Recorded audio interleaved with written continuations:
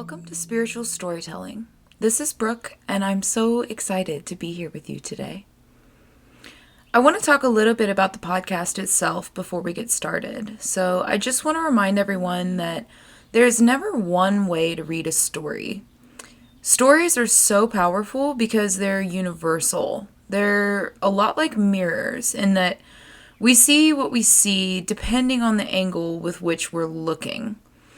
As we move into discussions around folklore and motifs, these are stories and themes that are powerfully simple. I just want to say that my interpretations here are only angles to look into and not the reflections themselves. Also, I want to take a minute to ask a favor. If you like what you hear here today, please head over to iTunes or wherever you're listening and leave a review or share with some of your friends. It goes a really long way to get this labor of love out into the ether. And the idea that this podcast might find its way to the people who really need to hear it is why I do what I do. Regardless, I really want to thank you for walking alongside me through this journey. This is episode 4, The Singing Bones Motif, Standing in Unapologetic Truth. The storyline we're working with today is potent, but it is a tad grisly, so listeners' discretion is definitely advised. The Singing Bones story was made famous by the Grimm brothers, like so many others that we know and love. It does have incarnations throughout different times and cultures, and it's really important for us to remember that the Grimms popularized a lot of these stories, but they were certainly not the sources of them. The brothers gathered stories from a variety of people, often women, and put them out into the world, and it kind of implicitly claimed them. So it's really important to note that this is definitely problematic, but I am digressing a bit. From 1910 to 2004, scholars collected these folk stories from Grimm's and other sources from all over the world, and sorted them based on category into a database known as the ATU, or the Aaron Thompson Uther Index, named after the scholars who collected and expanded this work. That's to say that the singing bone is not only a story in itself, but a type of story also. If you're interested in further research, it falls under the ATU type 780. We'll talk a little bit afterwards about the variations that we see from story to story and from different time periods and regions, but I definitely recommend doing some research on this type if you're interested, because it really is fascinating. For our purposes, I'm going to work with the English, kind of Scottish version entitled Benore. Once upon a time, there were 2 kings' daughters who lived in a bower near the bonny mill dams of Benore.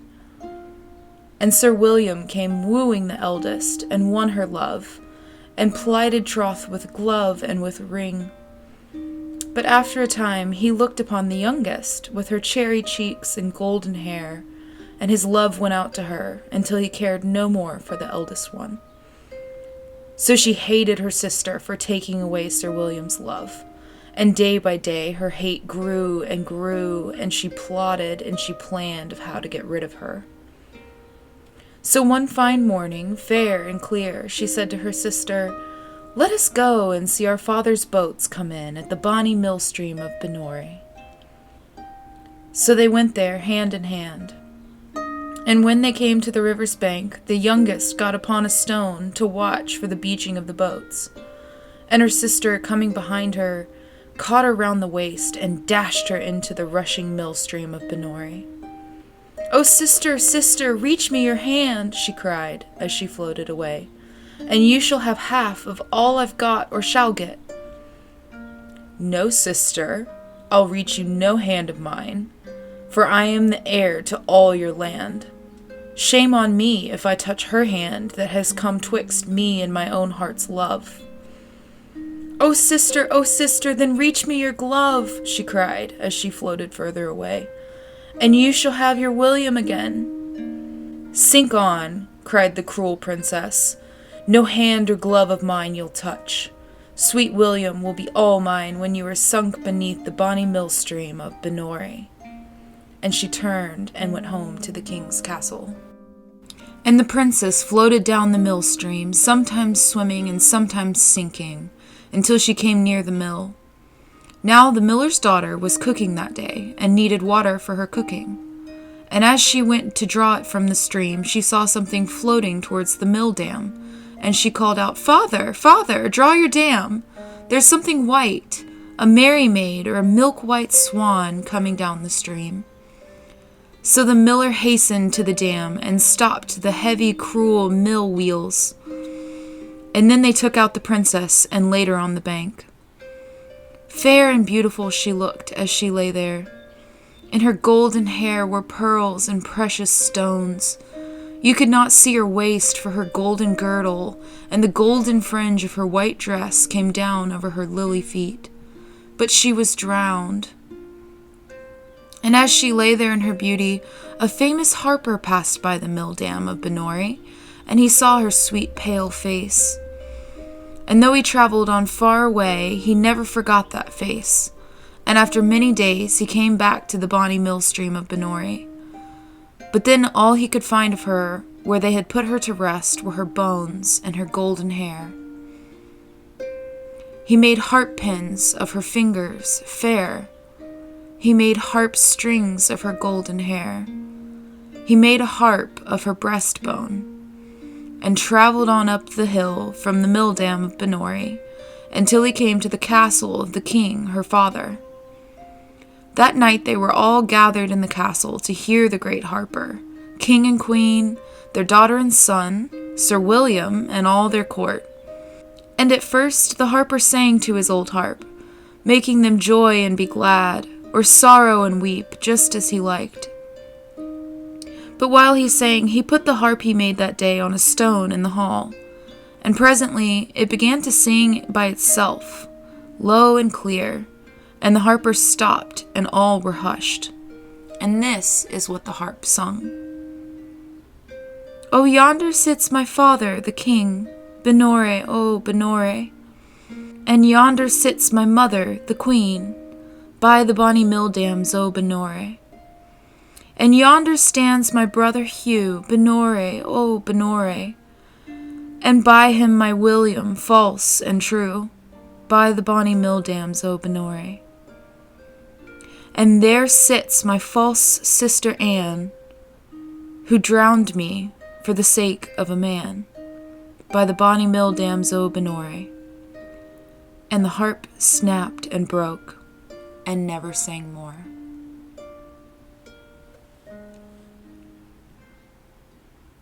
So as I said before, it is a tad grisly, yes.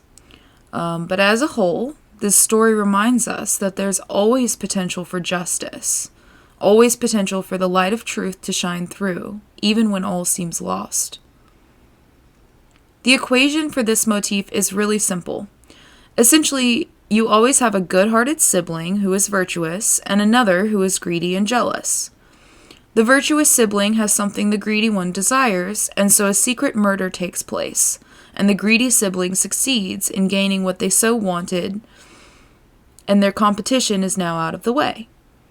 Meanwhile, some sort of passerby discovers the body of the victim and creates an instrument of what remains, often bones or hair, and the instrument takes on a magical life, playing its song of truth. So sometimes it's brothers fighting for power, either by winning the hand of some princess, as we see in the Grimm's version of the Singing Bone, or a brother and sister competing for a chance at ruling the realm, as we see in the Blue Lotus from Spain. Occasionally you'll get shepherds instead of millers that find a bone perfect for a flute instead of a harp. But often the song is played many times for many different people before it reaches the ears of anyone who can actually decode its meaning. In Under the Green Old Oak Tree from Antigua, the shepherd is delighted with the song and plays it for passerby until he comes to the home of the victim's family and reveals the truth by happenstance. And frequently, this is the same space that we inhabit when we suffer abuse and harm. When we're abused by others in any way, emotionally, physically, sexually, spiritually, or mentally, we often tend to see ourselves as victimized and empty. we're broken and left only with our bones. We might sing quietly at first, telling the world about the injustice that we suffered. This is a subjective thing, and it can look different for each person. Sometimes there are various cries for help or healing. These might look like addictive behaviors or self-destructive behaviors, disordered eating, sleeping, or sex, or even being overly clingy or shut off and numbed completely. Each of these are an individual's way of singing their truth song. Though it may not yet be clear to those who hear it, it may still yet need to be decoded. Sometimes we fear to sing too loudly, terrified that our song, our real truth, is somehow not important or bad enough to make a fuss. Not bad enough to be loud and uncompromising about our worth. We make our truth small, disguise it, or try to justify our bloody ends by being overly empathetic to our own murderer. Especially when our abuse is long-standing, we tend to come to believe that the injustice that we experienced was our fault. And guys, we may not justify it by completely claiming it to be our fault consciously. But we very well might try to put distance between the abuser and the abuse.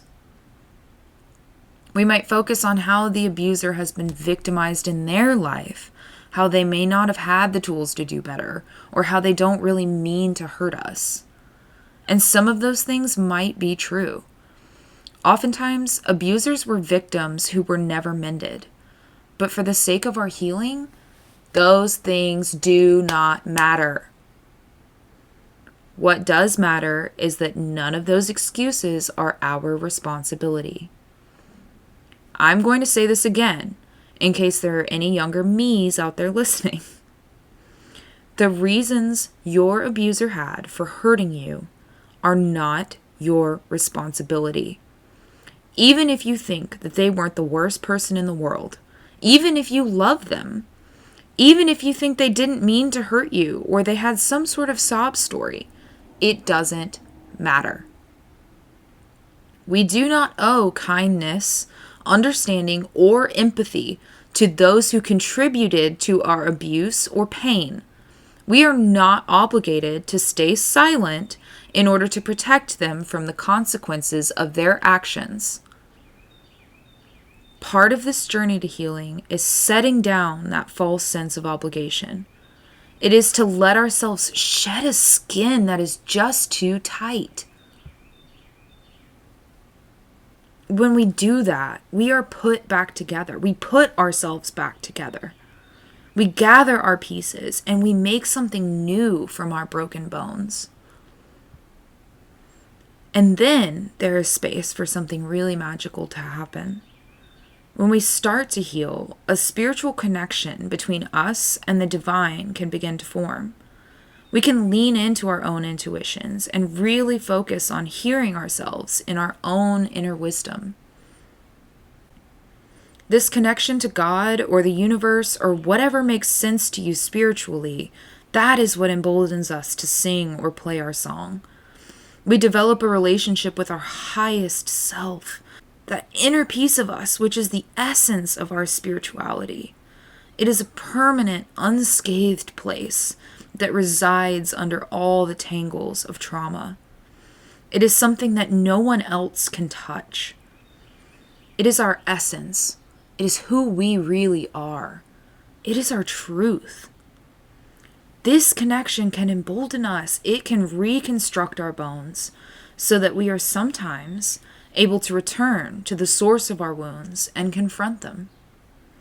Even if it's too late for our fate to be reversed, we can still have our day, sing our song, and expose those responsible, no matter what our listeners hear. The power of this story is sometimes in the telling, in the exposing, not in the hearing. After all, the story ends with the princess singing her song, telling her truth, not with the way that the king hears it or what he does afterwards. The power that she wields is in her ability to stand tall and sing loud. We can't control whether or not others have the language to hear our song. What is most important here is that we sing it. This is not to say that justice isn't important. In a world where black men can't breathe and 2 words as simple as "me too" reveal the devastation of mothers, daughters, and sisters, justice could not be more important. I'm only saying that we tell our truth for our sake. We can't control what the world does with it. It doesn't matter to the integrity of our truth if no one believes us. It is still true, valid, and it still affects us.